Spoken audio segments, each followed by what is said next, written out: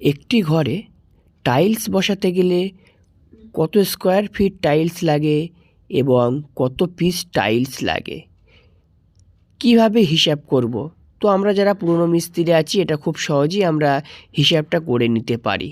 তো যারা নতুন মিস্ত্রি আছে তাদের একটু অসুবিধা হয়, যার কারণে আজকের আমার এই ভিডিওটি।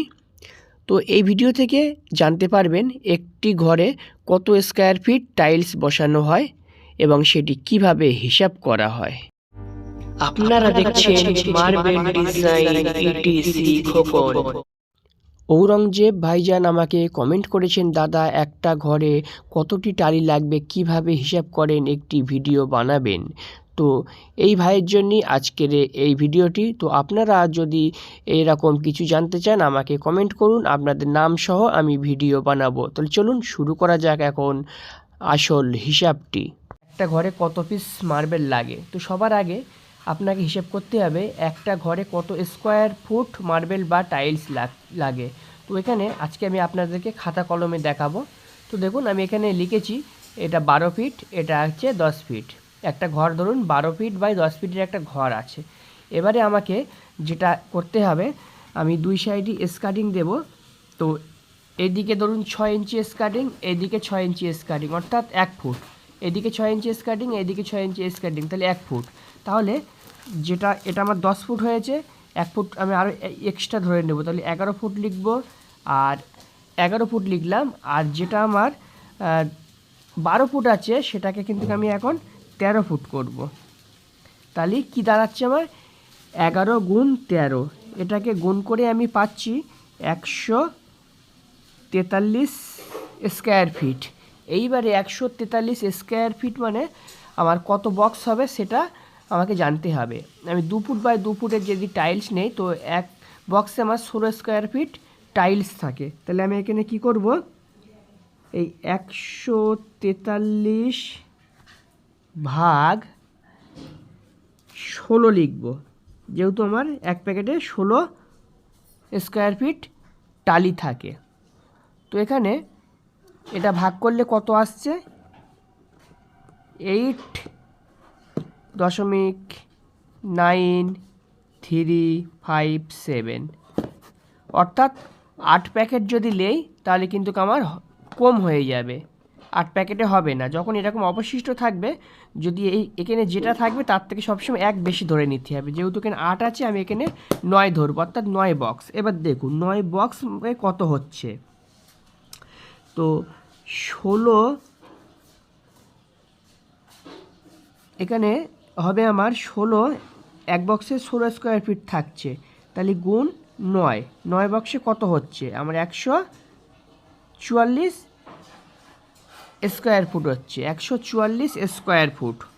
এইবারে আমাকে যে মিস্ত্রি ভাইটি কমেন্ট করেছে একটি ঘরে কত পিস টাইলস লাগছে, তো এবার আমি হিসাব করব যে আমার 144 স্কোয়ার ফিট টাইলস লাগছে, 144 ফিট।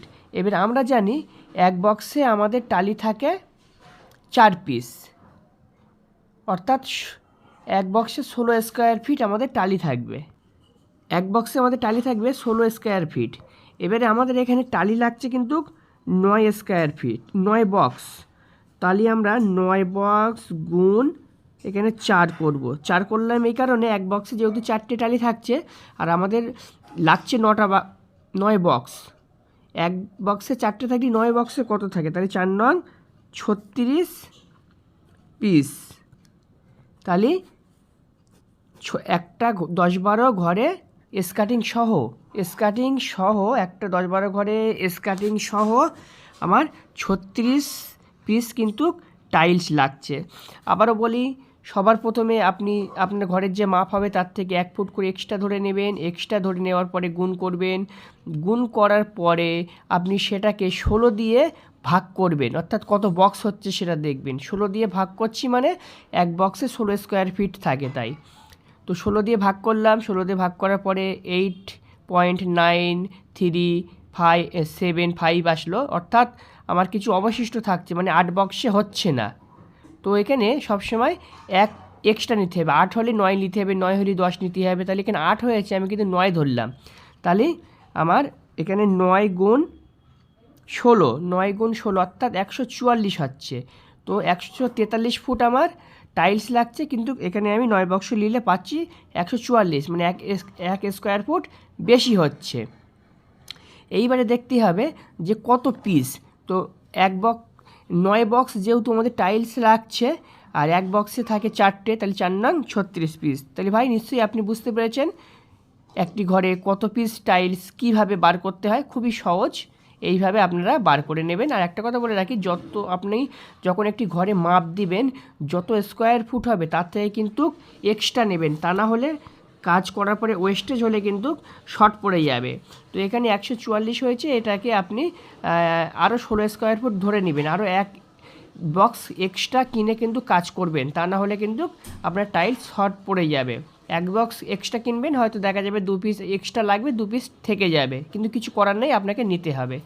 তো ভিডিওটি ভালো লাগলে লাইক কমেন্ট শেয়ার করবেন, আর এই ধরনের ভিডিও পাওয়ার জন্য চ্যানেলটি অবশ্যই সাবস্ক্রাইব করে রাখবেন। ধন্যবাদ।